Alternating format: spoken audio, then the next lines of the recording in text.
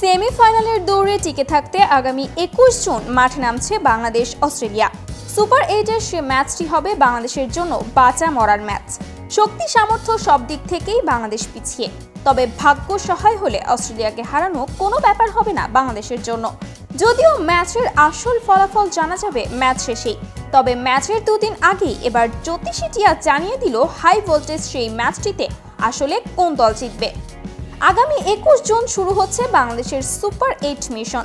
মহা গুরুত্বপূর্ণ সে ম্যাচে শক্তিশালী অস্ট্রেলিয়াকে হারাতেই মাঠে নামবে বাংলাদেশ।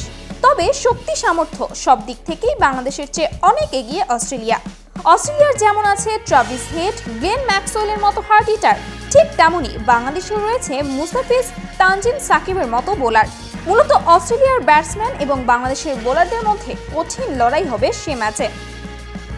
তবে বাংলাদেশের ব্যাটসম্যানেরা যদি ভালো করতে পারে তাহলে অস্ট্রেলিয়াকে হারানো অসম্ভব কোনো ব্যাপার নয়।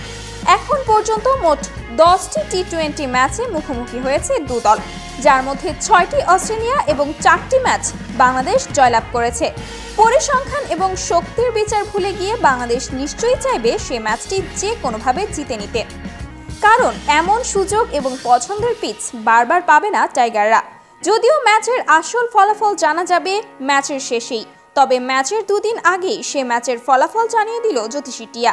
টিয়ার সামনে বাংলাদেশ এবং অস্ট্রেলিয়ার পতাকা রাখলে বাংলাদেশকে বেছে নেয় জ্যোতিষী টিয়া, অর্থাৎ বাংলাদেশ জিতবে সেই ম্যাচে। তবে সবসময় যে জ্যোতিষী টিয়া সত্য কথা বলে সেটাও কিন্তু নয়। অস্ট্রেলিয়াকে হারাতে হলে বোলারদের সাথে ভালো ব্যাটিং করতে হবে, তাহলেই হারানো সম্ভব অস্ট্রেলিয়াকে। প্রিয় দর্শক, বাংলাদেশ নাকি অস্ট্রেলিয়া, কে জিতবে বলে আপনার মনে হয় তা অবশ্যই কমেন্ট করে জানিয়ে দিতে ভুলবেন না।